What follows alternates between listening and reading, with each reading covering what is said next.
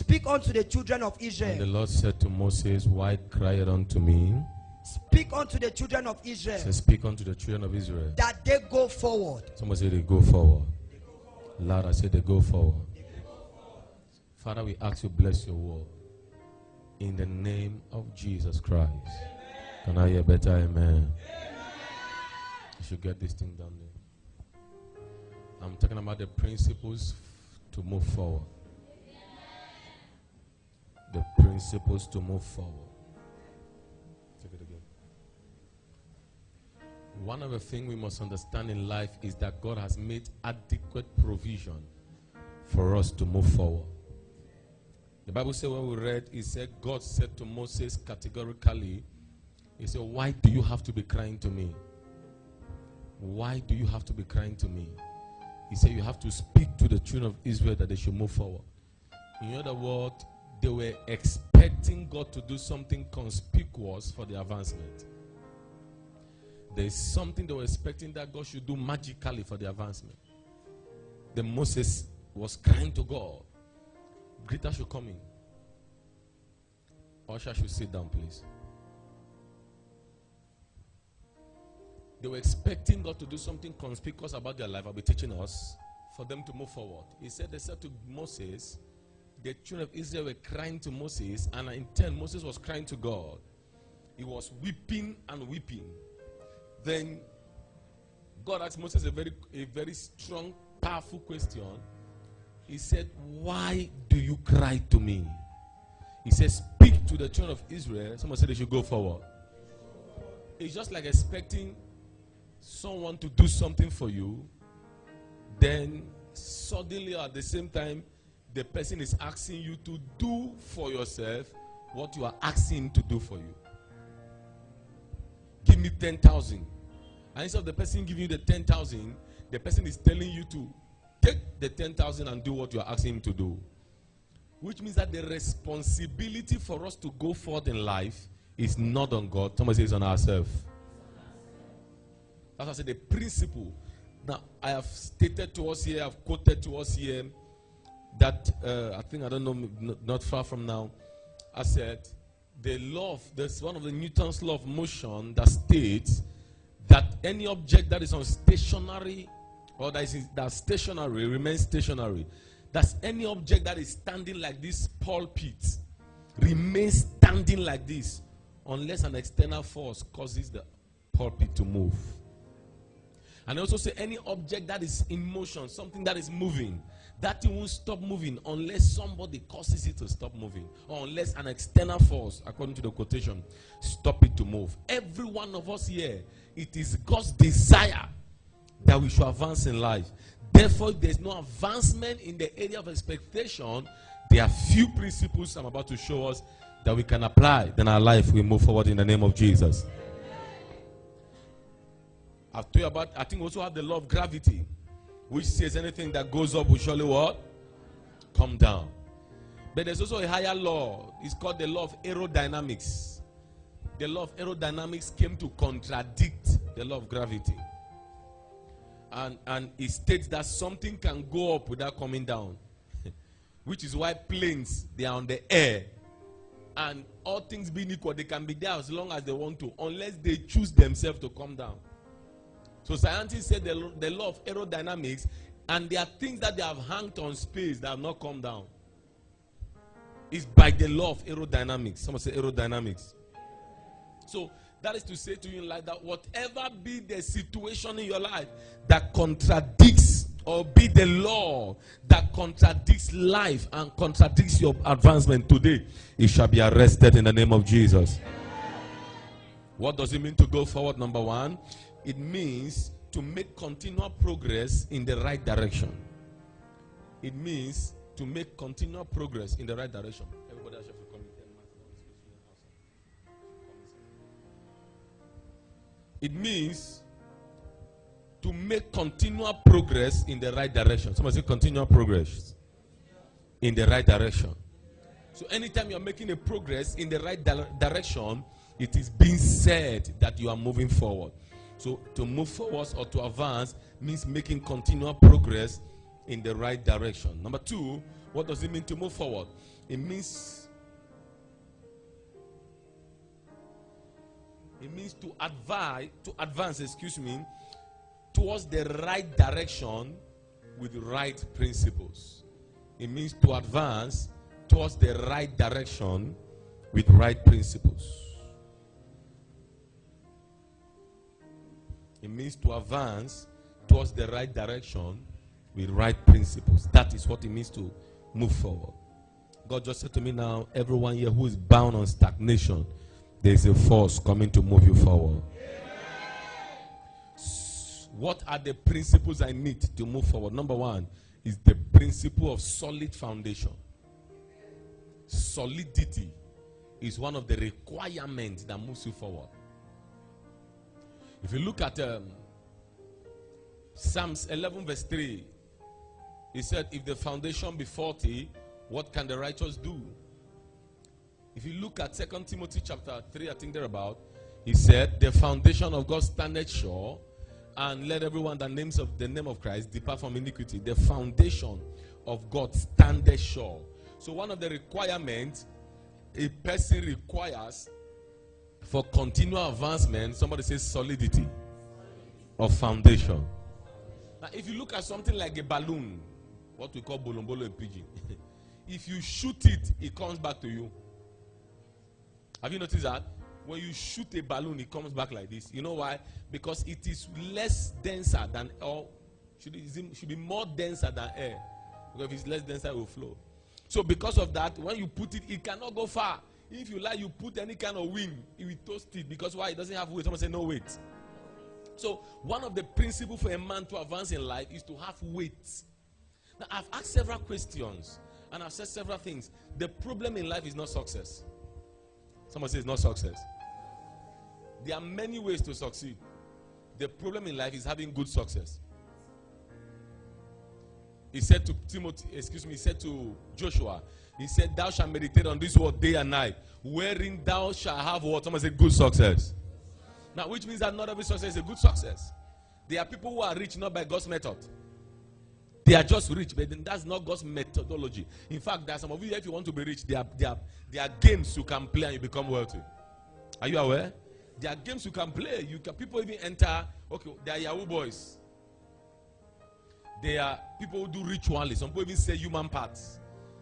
That's why the Bible admonishes us. It says, don't be envious of those who are rich, who doesn't know Christ. Because you don't know the source of their wealth. So the problem is not to be successful. Money is not money. The problem with having a success, do you know there are things you can do? Even after you have given your life to Christ, you die, you still go to hell. Yes, because the things you have were obtained by the rituals of that. So you're supposed to abandon them all.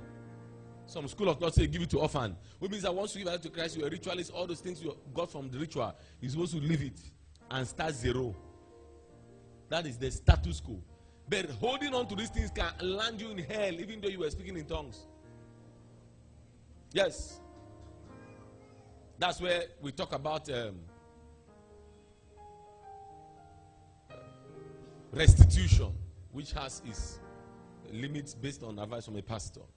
But what we are actually saying in this context is, we have a young man in church whose father died and willed everything to him. His name is Victor Ngwabel.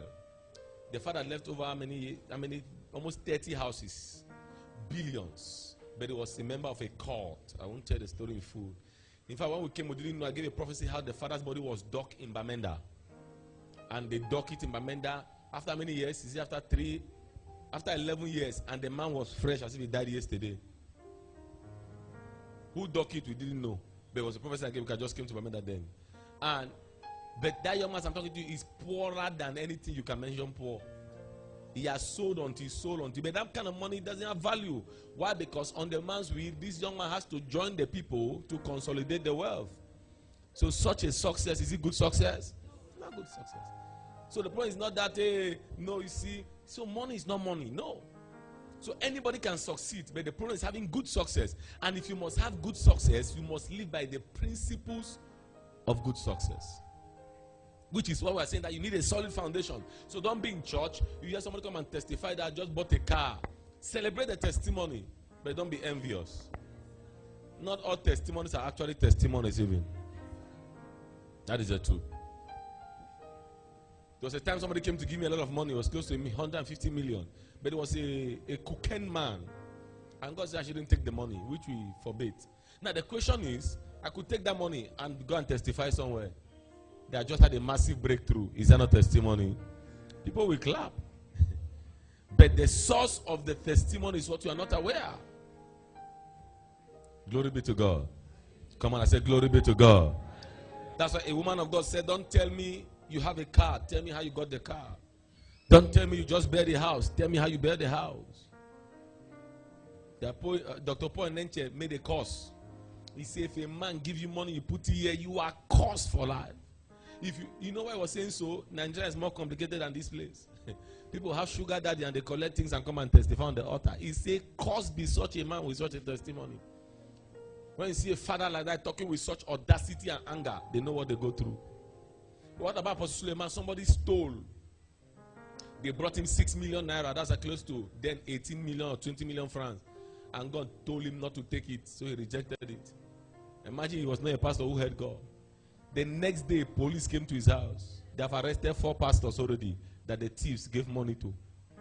So they came to arrest him, but he said, did I call it? He said, no. So why did you bring us here? So they would have arrested him.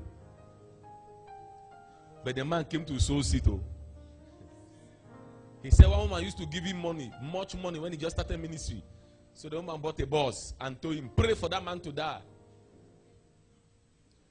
He said, which man? Because he said he thought the woman was married. And all he heard the woman said, no, you know, actually the person giving me all this money is my sugar, that is my boyfriend.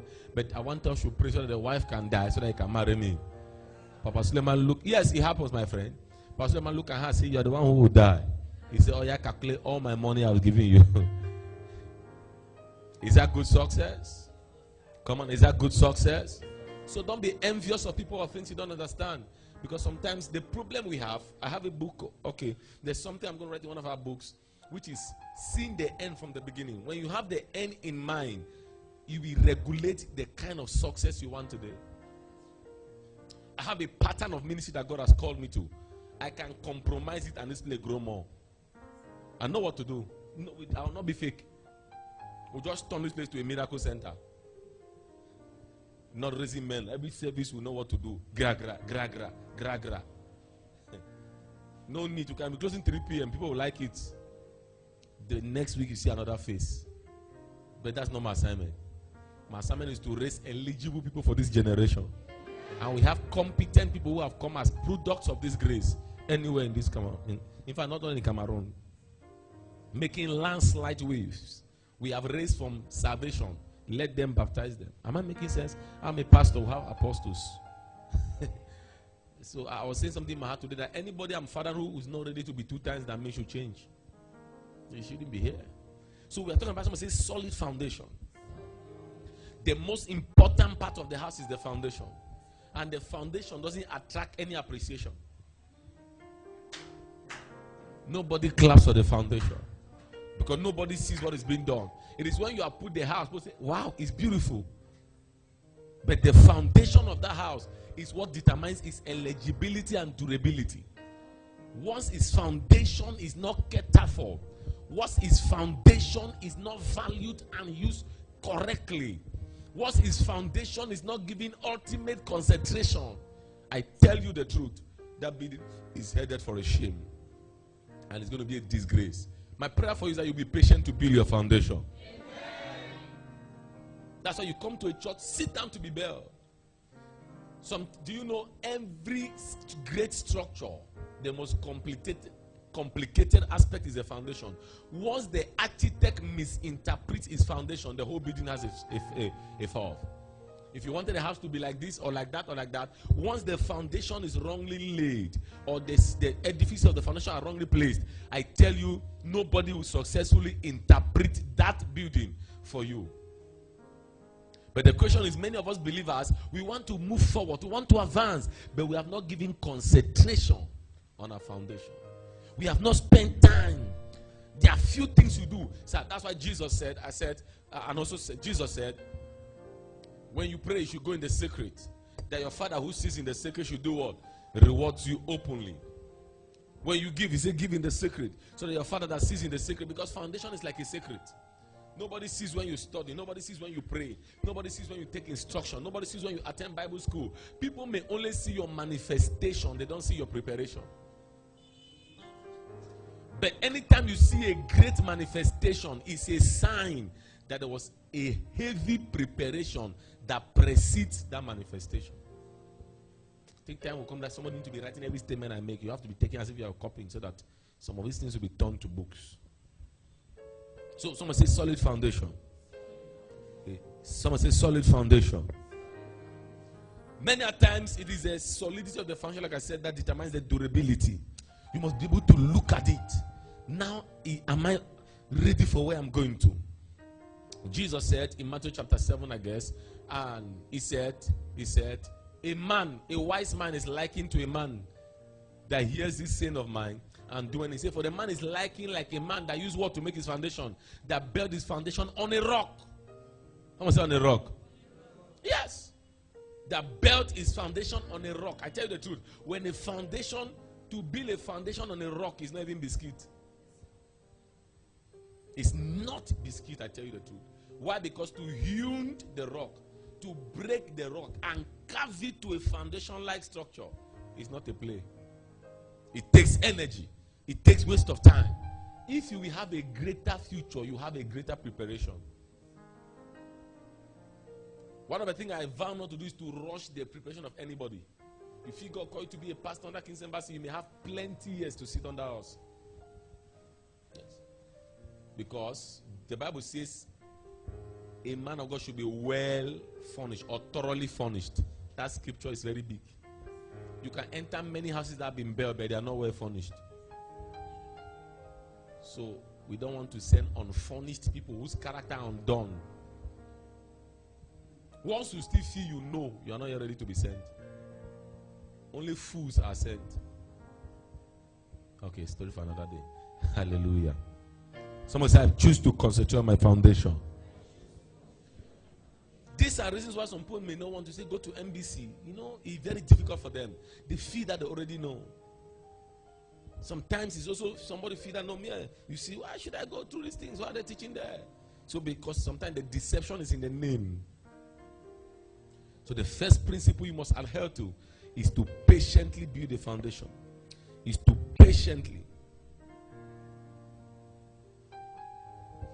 I wrote something. I said you can't hurry over the process and expect the end to be glorious.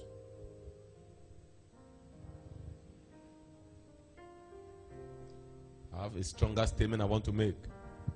You can't hurry over the foundation.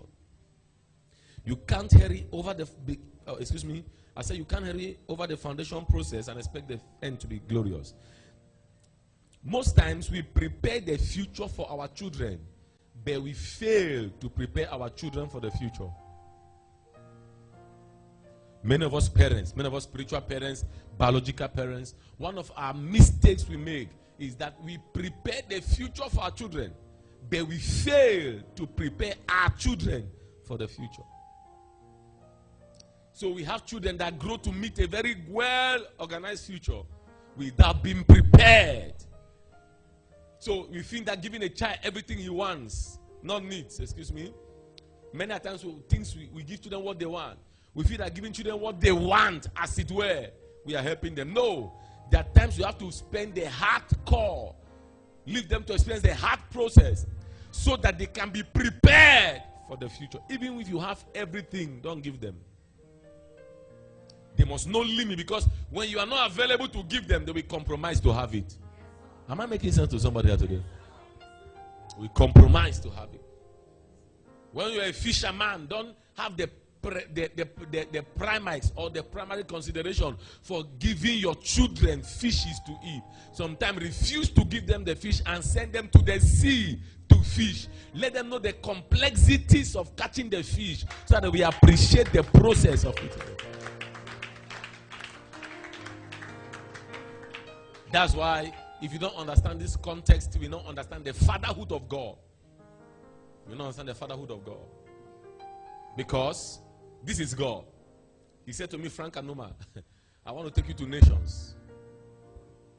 That's what he told me. So be my preacher. Forget all your pursuit and be. Then I say, yes, Lord. Because why? I saw the glory. He only showed me the future. He didn't show me the process. He only showed me in dream how I was preaching in countries. I remember one of the dreams I saw myself moving in convoy going to stadium. One time I was moving, I saw angels all over me. I only saw the end because that's God's modus operandi. He doesn't show you the process. He shows you the glory of the end. So that even when you are going through the process, for the expectation of the end, you can endure the process. Somebody should be writing those things. Hallelujah. It's made their recording or their recording and saving. You endure it. So he showed me all those glory. Oh, this one. Oh, that one. Oh, this one. I say, oh, I know that 2 years from that time, I've hammered. Then I answered the call. Then I began to see twisting. The same God that I used to move like that, people will fall without prayers. The same God that I used to be like this, say, go behind the house. You see a woman moving with red, tell her this. The same God that if I say, hey, his presence has come. There come a time where you have to go to the mountain to seek him. How do I seek the one that called me? I was lost, he found me. How come he's the one who is lost and I'm finding him? You don't understand what I'm talking about. How come this man, I was just there. He came and showed me the glory. He called me. I was lost, he found me. I was lost, but now who found me? He found me. Then how come I have to sleep 3 days under cold sun looking for the same God just to hear one thing? The same man that told me about the certified future. How come I'm looking for him? But why? Because there is so much value on the anointing and it came on you without any prayer. So he show you what the anointing can do. Then he withdraws the anointing and say, now, Frank, come after the anointing. So that by the time you get it, you will value it, not to misuse it, not to abuse it, not to lose it. I'm telling you the truth. If you know the pain that involves the foundation, you will never put the building down in a day. But if the foundation, you see this building took maybe 6 months to be. When you break it down, it more complicated. It will take you 1 year. You have to trace where the old foundation is destroyed very well, remove it and remake a foundation on another line. So, woe to a man that has a big. Oh God, I don't feel like talking today. Because the essence of life is, many a times we move on a road. We look at blocks that have been placed and painted without foundation, and we are tempted to rush inside. Not knowing that living inside is a risk zone. Because any wind that passes will pull you down. We know a solid destiny by what he has gone through. When the hurricane blows, we differentiate foundation. Hurricane we Magiba, Latina, Bru, Nada, Dada, Salula, Perea, Vemeniantula, Barane, Guradila, Ratile, Zimikula, Parana. You will stand the test of time all your life. Sit down. Bible says, when thou faint in the day of adversity, then your strength was little. Adversity, sir. Bible says, unless you carry your cross and follow me. All these are foundational realities. Unless you carry your cross. What does that tell you, sir? Every man has a cross. You may be laughing at my cross by despising your cross.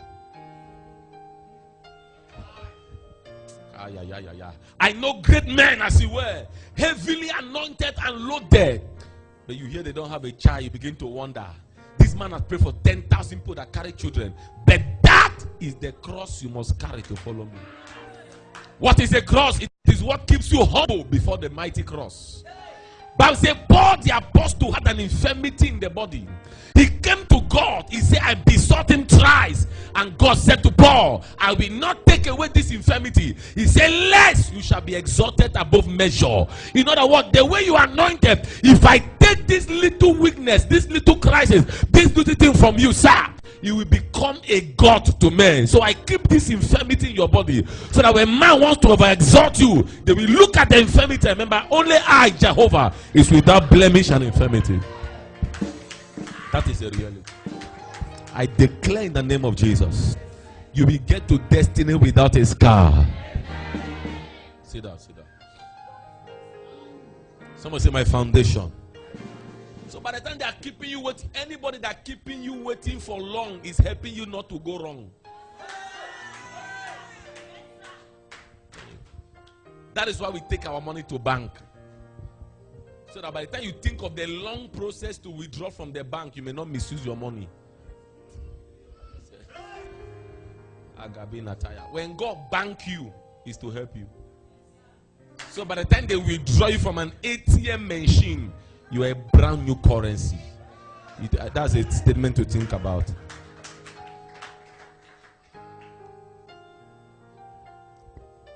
Someone say the foundation.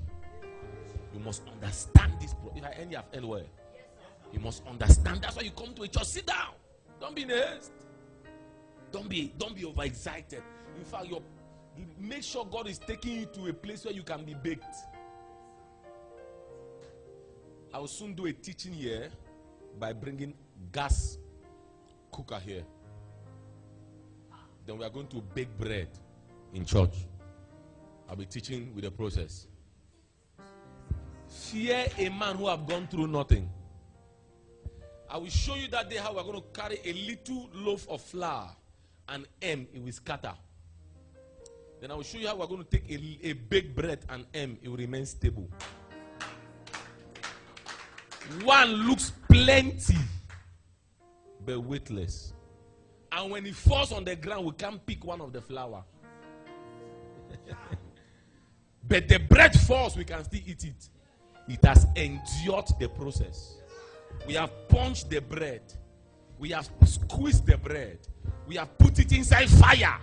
And it stood there. And said, even though it's painful, when I come out at the end, men will bring money to buy me from the bakery. Am I talking to somebody here? The reason why people can't endure hardness in church, they went through nothing. Nothing went through. I don't know if my phone is around. I want to read a statement I make on Facebook today. They went through nothing. So as it were, nothing shakes. Not every little thing can shake them. I have been through the high waters. That's why some of us, we talk the way we are. We talk from solidity and assurance. Can I pray for 13 of you in this meeting today? You will not disgrace your generation. Anybody waiting for you to fail, they will surely wait forever. Say amen like a believer here tonight. Sit down. We need to start teaching the church. We start teaching the church. I have spoke and blessed you on Sunday. We need to start establishing you. Jesus said, make them to sit down. You stop making them to overstanding up. Let them sit down. There's a generation from my loins I'm seeing. And I began crying in the roots in my room. There's a God said to me, He brought me to Limbe to impact lives so that they can impact more. God was not looking for an additional prophet. There are many of them in Boya. There are many of not an additional man for deliverance. They are heavy capacity in Boya. We have raised more sons than them. I'm telling you with evidence. I'm not making noise. I have more than 20 people I've led who are pastors of ministries, and more than 100 we are influenced, including apostles' children. You know what I'm talking about? Someone say, I choose to endure the process so I can gain the access. One of the complexities. Sir, me, I'm not a man in a haste. That's one of my strengths. I was telling you how. I said, I'm not really looking for, as it were, a church of 10,000 people. We don't have it. Because God told us it's qualitative quantity. But that's not my focus. I said, we just need 100 people who are sitting down, who have understood what we are teaching and understand that a church is beyond prophecy, is beyond healing, is beyond miracle, is a baking zone. Yes. People can just come to church, we still like they look at ourselves and greet and we go back. Yet, there is something in you that tells you this is a church. not the gathering of people.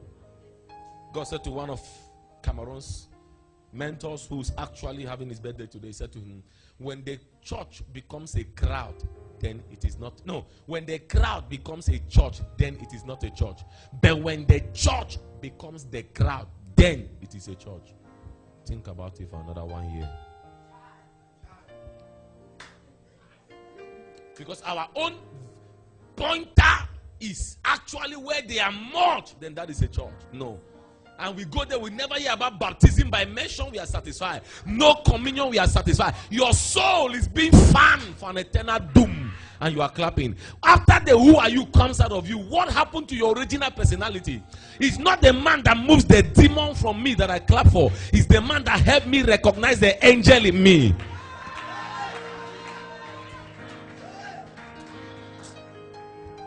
Because sometimes we have been delivered and the place is still empty. And they go back and bring 7 more wicked demons. Don't you read the Bible very well? So help me, man of God. After you got me out of Egypt, help me discover who I am. Help me know my self-personality. Help me discover purpose. Open my eyes for the vision for why I was apprehended of eternity. Show me why I was born so that I can begin the journey. Matula Balata Kibahaya. Because it's not even if you remove the demon, you create space, you sweep the house. If 7 wicked demons come, the process to get the placard on healing line is not biscuits. I will not be able to have such chance every day. Help me, man of God. I want to know who I am. Because the foundation is a reality. I see people here flying to destiny. Sit down, sit down, sit down. We are still coming to Limbe. We have not started. We have not come yet. I wrote something. Very soon the church will start. We have not started. I wrote something. I said tenacity is maintaining capacity with consistency. It's what God inspired me today. Tenacity is maintaining capacity with consistency. Pressure is the test of capacity. A heavy wind proves the solidity and tenacity of a house. Any house that stands against a hurricane is worth celebrating. Celebrate men that stood the test of hurricanes. If the wind had not blown, we still doubt your tenacity and questions your capacity. Jesus said, when you go through fire, not if, receive weight against the storms of life. We said Jesus was in same boat, facing same wind and turbulence like the disciples, but they were crying lack of reprisal capacity against the wind. While he was sleeping, a sign of heavy weight and capacity. What pushed you down may not shake the feet of another man. I don't fear storms because I have overcome several hurricanes. Receive grace to be waiting in the name of Jesus. Somebody say here. Our book is coming out very soon. The spirit of impact is going to be a heavyweight. Just begin to get your money ready. We will not say the book content. We don't say the book size. We say the content. So we may choose to put it 10,000 because the content you buy, not the African. We see book, we buy much money. There are 3 pages you can buy 20,000. Why there are 10,000 pages not worth your 1,000 francs? I'm telling you. Someone say I choose the foundation process. So the problem is someone say foundation. Someone say foundation. Don't be in the haste to nowhere. Oh God. A true Christian foundation is measured by when you have been in one place for 3.5 years minimum. That is to my own word. But to a scholar and a theologian, they say you must be 7 years. Because the time the disciples spent for 3.5 years, if you multiply by our own time by hour, it's 12 years you need to be in a church. My friend, and one thing you must know is that many people does not prepare a single foundation. If you bring 2 specialized architects for one foundation, they will scatter the building. One person is making it V that way, somebody else is making it cure this way. Another person is making it 4 corner. Good architects as they are, but there is a conflict of ideas. That's why you must choose who is your pastor. Or you must allow God, not choose. You must allow God reveal your man of God to you. And when you find such a place, sit down so that your future can be empowered for the next level. What I'm telling you now is already a book I've written. People have called me, sir, can we have your tapes? We've heard you severally. Let's bring out books from your tape. I said, no. When we bring out book, you should read it. My secretary said to me on the book I'm typing, he said, Papa, people don't understand this book. I said, if you can't read my book with dictionary, then you've not started reading. You must put dictionary by your side. You must when you want to read it, you must know you are studying. It's not a book you can read in a car. No, it's not pamphlet. It's not pamphlet. You must enter. You must open only introduction. By the time you read it, you lock it and take 3 days with Bible reference, concordance, dictionary, and a writing material. Yes, that's what it's supposed to be. Today, I pray for somebody here. Your heavens are open. Your heavens are open. I feel like praying this prayer. You will not fail in life. You will not fall in life. You will not stumble in life. You will not fumble. Can your amen be louder than your neighbor's amen? Thank you, Holy Spirit of God. Someone said, choose a solid foundation. I will end there so that you can think about it anyway. Be on your feet. Be on your feet. If you want to clap, you clap. I want. Bada bada bada bada shahaya.